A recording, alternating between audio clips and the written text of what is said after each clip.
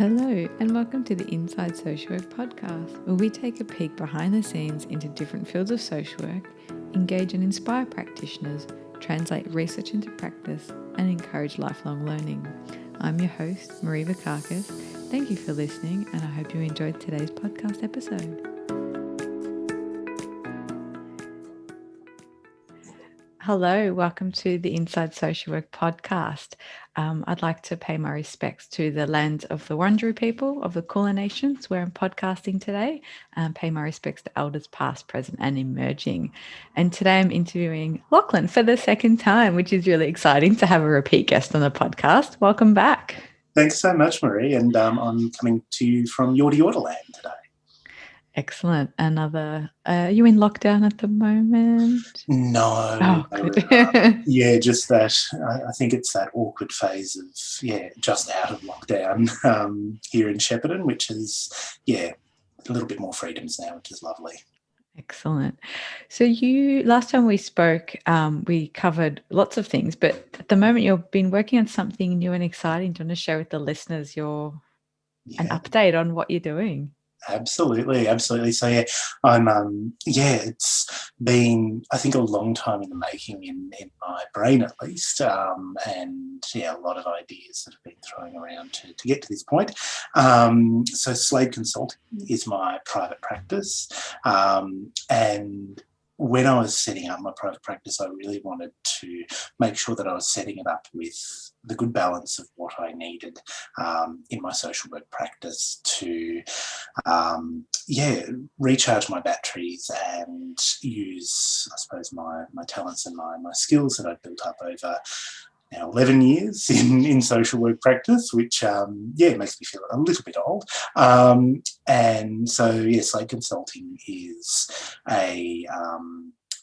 my private practice, and it focuses mostly on the LGBTIQA plus community and counselling for within our community, and also with victims and survivors of trauma. And sometimes those two groups of people will cross over. Sometimes it'll be uniquely one of the two. And the way that I'm doing that and focusing on those two groups is in a number of ways. So I think I may have shared last time that the reason I got into social work was for the breadth and the depth of what social work had to offer, and that's still quite true today. So I do counselling as part of that, and certainly had a lot of my experience so far has been in the clinical space. Also doing some group and clinical supervision, so I had some experience off and on through my career doing that as well.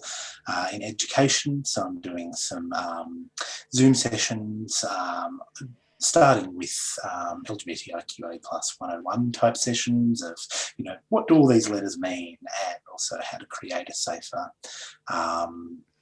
practice with queer communities, and also some consulting work as well. So there's a lot in there, but I like that. I like the variety that offers as well.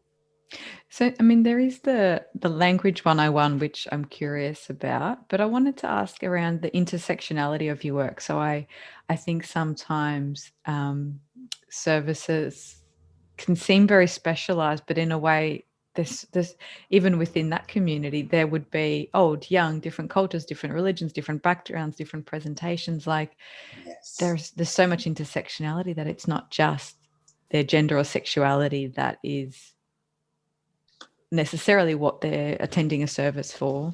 That's exactly it. And it's through my career so far, and certainly it's true for my private practice as well, is that sexuality, gender and sex are all pervasive, no matter your culture, age, background, ability, what have you. And particularly, I've certainly kept that in mind starting my private practice, because NDIS is certainly one of the main, funding sources and pool of clients that I tap into. And I know that, for a lot of people with disability, they may be queer as well. I know that I've certainly worked a lot with a lot of autistic people who are also queer as well. And really thoroughly enjoy working with the intersections of those identities as well. That it's fascinating how much does overlap, particularly when it comes to when we talk about mental health social work in these communities. What we're mostly looking to, and I'm giving away the upshot of my safer practice session here, is that mental health issues 99 times out of 100 come down to the discrimination that people are experiencing in their home, their school, their workplace, their community, wherever it might be. And I'm finding very similar trends within the disability community as well, that it's not necessarily always the disability itself that's causing mental health issues. It's the way that society responds to disability and its ableism within society. So there's certainly those commonalities, but there's, of course, a lot of issues that are unique and distinct to different identities and backgrounds as well. Certainly depending on cultural background that you come from and the religion often that is tied up within that, or traditions within those cultures. There can often be homophobia, transphobia, biphobia. Many would say it's not part of the culture, but finds its way to be conveyed within many people within particular cultures. And I'm also very mindful to note that as a white person, it's certainly it's not part of white culture, it's not part of any culture, but it finds its way into how people of particular cultures express themselves and are in the world as well. So it just finds its way, homophobia, biphobia, whatever it might be, may find itself expressed in different ways, in different cultures, in different backgrounds. So understanding those nuances, understanding the iniquities within those communities is very important. And I'm really, I really noticed that what you said around the discrimination that people face. So what I'm gathering, and from your sort of safer practice work, is by being able to educate practitioners in allied health stuff, in whatever service that you're working in, to reduce some of that discrimination, then you're able to get people in the door, you're able to help them feel heard and provide whatever other service it is that you're providing. Yes, absolutely. And I think that's for a lot of LGBTIQA plus communities, it's just knowing, and a lot of the stats back this up as well, it's just knowing where a safe place is most of the battle. That if someone can come to a service, come to a counsellor, particularly when they're sharing such intimate details about their lives, to be their full selves without having to be guarded, without having to pass, without having to hide parts of their sexuality or gender. It means that we're already several steps ahead of where they may not have been able to get to otherwise. Yeah, it fits in well. The person that was interviewed, that'll be the episode prior to yours, was around starting a gender clinic in the western suburbs and exploring the idea that for some people, it prevents them from seeking other medical services not related to their gender because of the fear of stigma or misgendering or dead name, a range of other sort of barriers. Absolutely. That it had other health complications in things that had nothing to do with actual gender. Yes, absolutely. I've got this mole that I need checked out, or I've got whatever it might be. And when you're not confident that you can show up, and a lot of transgender diverse people in particular will find that they rock up to a session, whether it's a GP or a counsellor or whatever, and they find that instead of, hey, I've got this mole that I need checked out, it's suddenly, so hang on, the dead naming and the misgendering and all the rest of it, and it becomes the queer person having to educate the health professional when it should be, that the health professional is already educated, or at the very least knows when the right time is to ask these questions, when the right time to go to a session from Slade Consulting on how to work safely with LGBTIQ communities and whatnot is the best thing to do.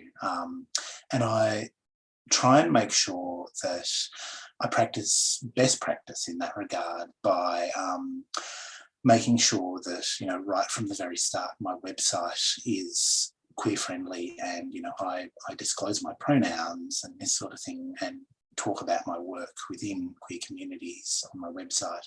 My intake form includes questions around: are you intersex or endosex? Are you cisgendered, trans? What is your gender? What are your pronouns? These sorts of things, so that it becomes very, very clear, because I know for a lot of queer people,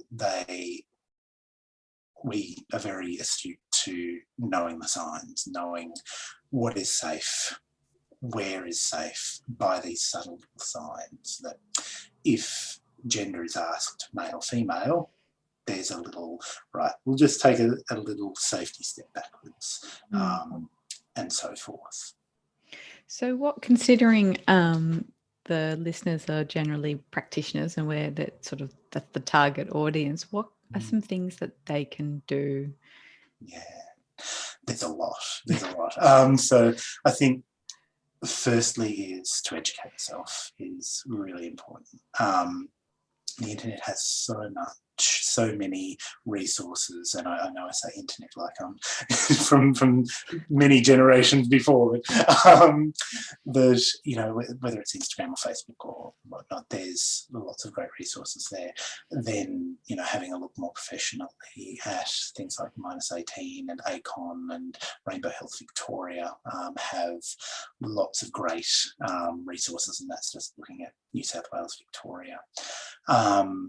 Making sure that you attend more formalised education as well, whether it's with your local LGBTIQA plus group, myself, -18, there's a bunch of other groups that offer it.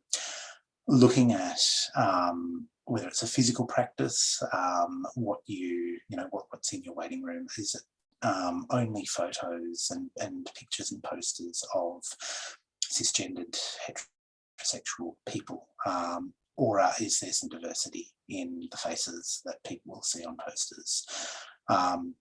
Is there a little rainbow flag? But if you are putting up that particularly the progress rainbow flag, making sure that you can back that up, making sure that you're putting that up there with confidence, that you've done your homework, that you know the right thing. I think too, knowing pronouns and what they mean, and that it matters a hell of a lot to someone's mental health, to someone's well-being, to be gendered correctly. For cis people, for people that aren't trans, to be misgendered, for a lot of cis non-trans people would feel strange and weird, but for trans people it feels deeply uncomfortable, deeply distressing at worst. So being aware of that, and at the same time holding that lightly as well, knowing that you are going to screw up, and you may screw up regularly depending on who you are and how easily you can adapt. I know that some people go, right, there's your pronouns, boom, and off they go. For some people, some people find it easier to change their thinking, their way of dealing with people. But knowing that you'll stuff up, and when you do, because we all will, is going, oh, yep, sorry, slip up, I mean this, and not making a big deal out of it. Because if you start going, oh my God, I'm so sorry, that can feel quite distressing if you're at the receiving end of that as well. There are a few little tips in there, And I wonder, I mean, I've got so many things that I could ask, but I think some people, and I wonder what your thoughts are on this, they forget that it can actually be really unsafe. You know, I've had clients who've been harassed on public transport who, you know, it's not a pathology to be paranoid. They are genuinely scared, and there are some suburbs that maybe that's okay, and other places where they go Yeah. and they're conflicted and they're nervous and they feel they can't wear what they want, or people think, oh, Yes. but you know, if you're dressing more feminine but you're saying your gender's male, that doesn't make sense. You know, it's really, for them it's a safety thing, you know, and Yes. it might not Absolutely. occur. I mean, I don't have that problem walking down the street holding the hands of my male partner. We don't get looked at. Maybe we do. No, but not in that way, not in an unsafe way. No, exactly. But for some of my, especially young people, they'll sit on their bus in a same-sex relationship and they're scared. And Yes. they've had people spit on them or yell at them or stare at them. And Absolutely, absolutely. And yeah, the reality is that there's been experiences where one of my past clients has been physically assaulted just because of the way they appear. That, and this becomes more true for trans people, that, and I never like going down the path of who passes, because that's a whole other kettle of fish there. And to clarify, passing is a term that's used within trans communities of whether, if you're a trans woman, whether you look, and I use inverted commas, woman enough. For a trans man, man enough. There's layers and layers of bullshit that are inherent in that. And at the same time, trans communities talk about that for a very good reason, because if they feel they can pass, in inverted commas, then they, safer. yes, absolutely, they will feel much safer. And yes, you're right, I do remember back to one client who said to me, I don't feel safe walking down the street to get my groceries in, and this was someone in a rural community. And I looked at her and I went, yeah, absolutely, you are not paranoid, you are living in reality. And that is a very frightening reality. Mm. And yeah, as health practitioners and particularly as social workers, our job is to make people feel safe, at least when they're with us. And making sure that we see people in their gender as their full self. I mean, we could say that for about practically all of the clients we work with. It becomes extra true, if that's grammatically correct, for trans people, because trans people are so used to not being seen as they are, as who they are, and that becomes life-threatening. Absolutely. Mm. As a practitioner, how do you sit with that? Mm. You know, you can hold the space in the room, but over time, some of these stories have an impact and take their toll. How do you sit with that?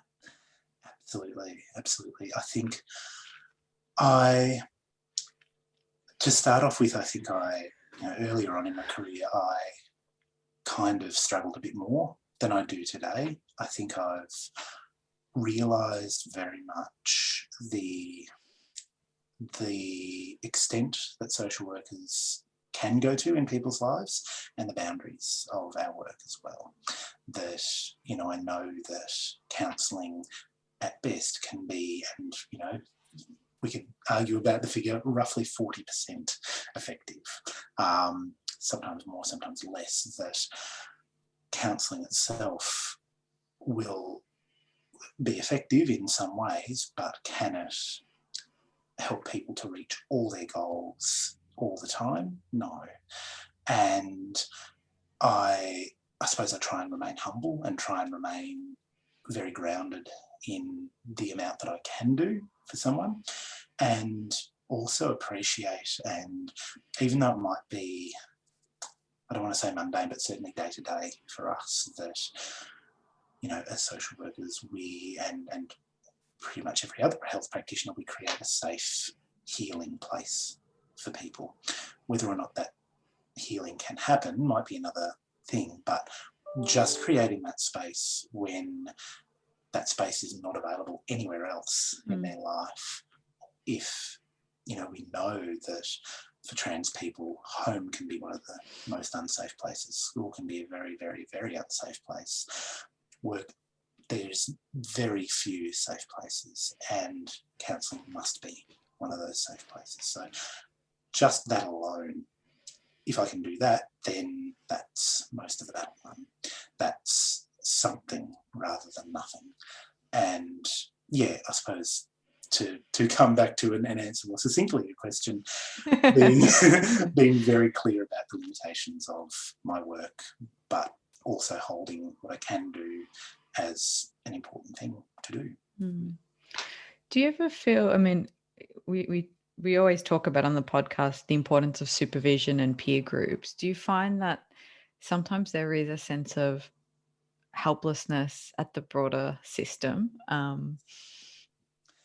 Yes, absolutely. And I'm not going to lie, I do have my cynical moments. And that, yeah, is challenging. And I think too, part of my work in the past has been to set up Shepparton's first and now into its 10th year LGBTIQA plus festival out in the open. Come along to Shepparton in November, highly recommend it. I may be doing some training around that time as well that you may be interested in. And we know that safe places like that, again, can be so mentally healthy and enlivening for a lot of people. So knowing that spaces and places and communities like that can and do exist in my own community helps me to cure that cynicism, I suppose, and being some part of that as well. I do have 2 clinical supervisors now, and I've very deliberately chosen them. They both have great trauma backgrounds, and one in particular has lived and professional experience working with LGBTIQ communities as well.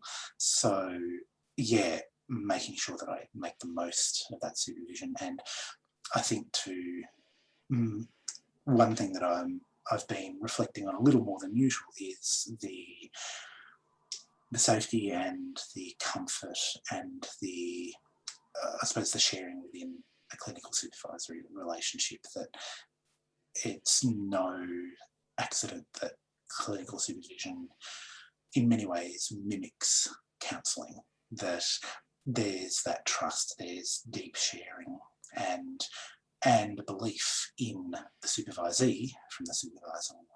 And I get that from both my supervisors. And without that, supervision wouldn't work, and I wouldn't get that safe place to vent, to explore, to make mistakes, to go into, oh my God, there's this client, I don't know what to do, I'm so frustrated, there's nowhere to go. And then sometimes them going, well, yeah, they're feeling that too, or whatever it might be. Yeah, it can be really helpful.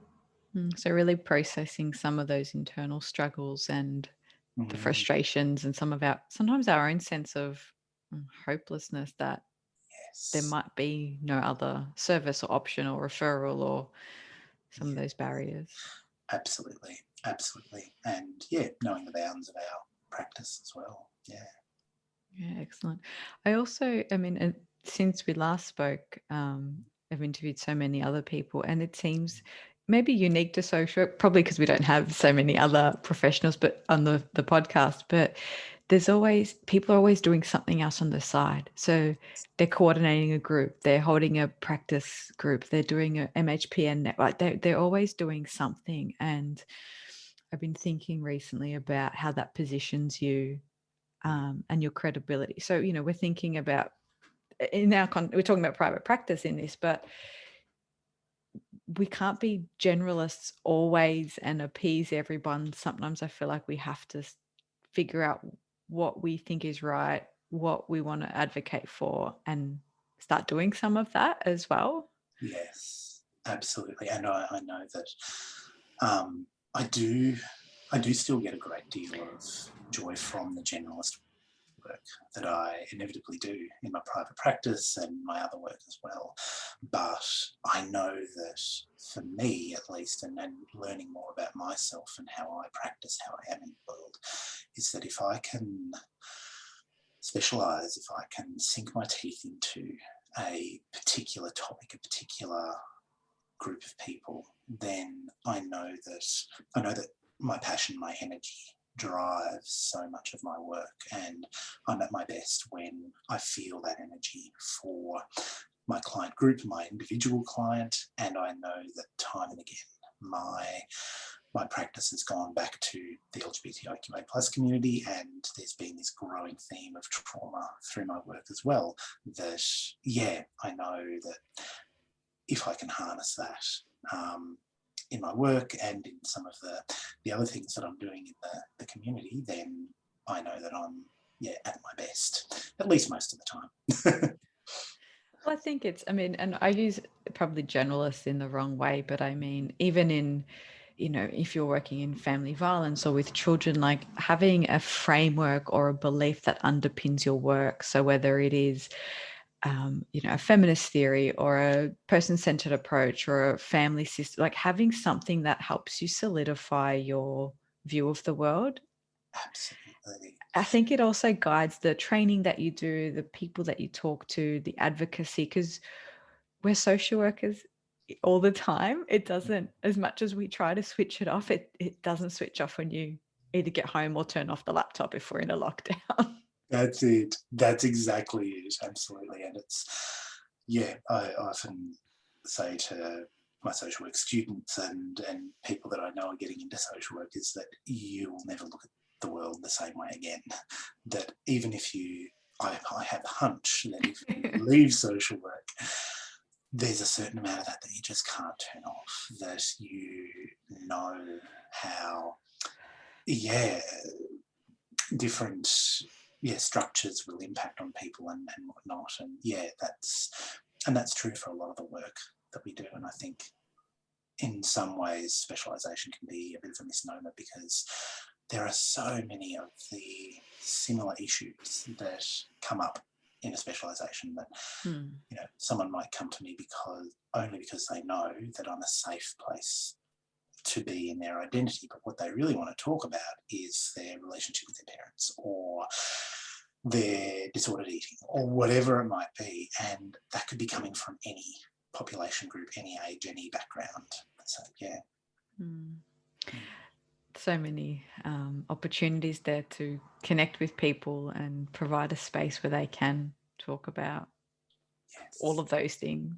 Yes. And I imagine it can be quite hard if somebody does come because you're a safe place, but with a presentation that you may not be able to do justice to, or you're not that experienced with. I think, and I found that too. I think that can be quite hard on people. Like, but I've connected with you. I'm like, but I can't work with, or I have no experience treating X, Y, Z. I need to refer you on. I can't hold that.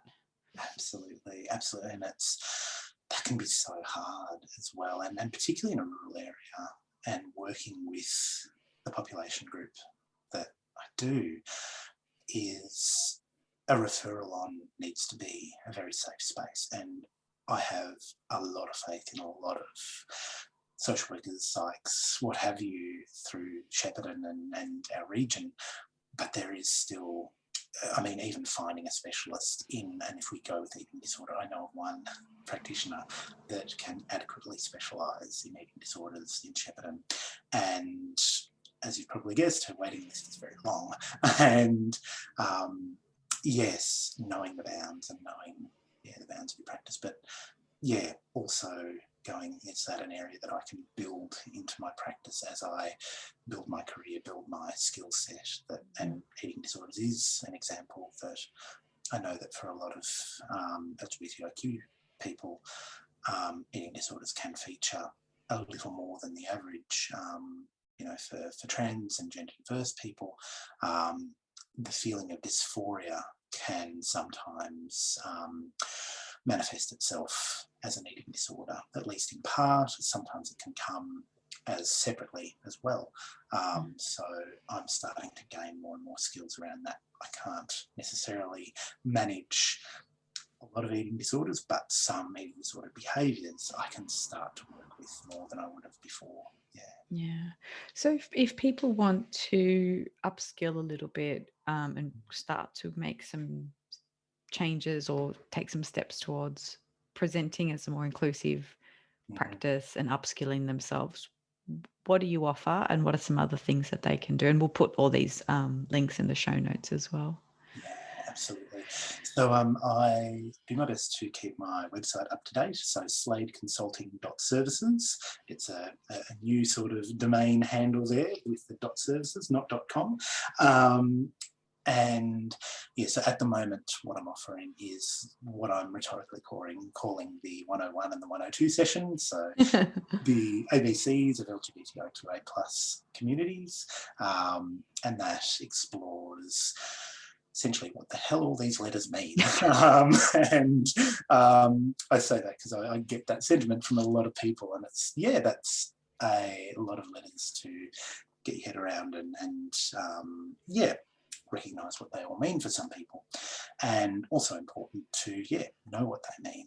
That 101, the ABCs session starts to explore sex, gender and sexuality and identities. The safe and is this for practitioners or for clients? For practitioners mostly. So I've targeted, look, it's open to practically anyone, but I do frame it to pretty much anyone who's working with people in a caring sort of role. So any health practitioners, social workers, teachers. I've deliberately kept it relatively broad, particularly at this more introductory level. And the flow on from that session is the safer practice, where it explores a lot of the health data and data around safety, mental health, physical health of LGBTIQA plus people. There are some very alarming statistics around the impacts of queerphobia on queer communities, and it can be, at least in part, a fairly sobering session to start with, but I of course do inject the hope that is absolutely there as to how and what we can do, and try and keep that as a fairly conversational sort of space as Great. well. And if people want to connect with for secondary consults or group supervision, what are other sort of things that you offer? Yeah, so I also offer roughly monthly group supervision sessions. So I'm running them as you can register as an individual, or if there's a few people that you know that may want to come along, you can come along and observe the conversation if that's what you're wanting to do. What I do is, a little before the session, I go, so has anyone got a case they want to present? What is the feel of where everyone's wanting to go? And keep it relatively flexible in that respect. Sometimes it'll be, can we find out more about just gender dysphoria in general? What does that mean? What's that all about? And how does that play out in a mental health setting? That sort of thing, for example. Others might, here's the case presentation, and I'll go, all right, so there's this best practice framework, there's these resources and websites and all that sort of stuff. So fairly dynamic sort of space in that respect, Excellent. So all those links will be in the show notes, and people can find you on the socials, LinkedIn. Absolutely. So I'm on LinkedIn, on Instagram. My handle is @Lauchlan_listens. Lauchlan Listens. Yes. I love it. I thought that was a perfect handle for a counsellor. So, I'm pretty happy with that one. And on Facebook as well, Slade Consulting is my page there. I'm probably a bit more active on LinkedIn and Instagram. I find Facebook can be a not so positive place sometimes, so I try and avoid it a little bit, but getting on there a little bit as well. Awesome. Thank you. No problem. Yeah, it's been interesting to see the progression of your work and the transition to the consulting and the Yeah, groups, and it's really exciting. absolutely. I'm very excited, and I've got to curb my enthusiasm just a little bit so I don't go too nuts. Thanks so much, Lachlan. Thanks, Marie.